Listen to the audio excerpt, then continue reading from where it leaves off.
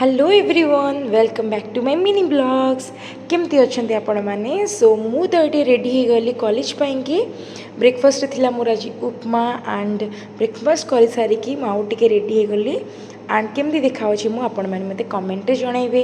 तो मोर बहुत सारा क्लासेस थिला क्लासेस नहीं कि एग्जाम भी थिला पिला मानकर तो बहुत सारा काम सारिकी मुझे पीती टिके चाहा कारण आपण मैंने जानते मत चाह बिना मो दिन इनकम्प्लीट तो आउ टे कम बाहर जाती बाहर को तो रिटर्न करके रूम रे पहुँचिकी फ्रेश होके भयंकर भोक लगुला कौन खियाजिब से सब मु भाविली एंड बाहरी गलु आम दीज टिके मार्केट बुलवा को दीज से आपण मैंने आग ब्लॉग रे देखिए।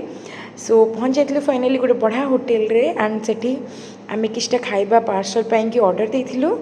सो सेठी चलता गोटे लकी ड्र एंड से लकी ड्र रे आम दीज पार्टिसिपेट करूँ कौ दीज ये होचंदी आफरीन मैम। सो सी होचंदी more one of the best colleague. तो ये बढ़िया सा गोटे डिनर करके आम चलू शोवा पुणी देखा नेक्स्ट ब्लॉग रे कीप लविंग कीप स्माइलिंग।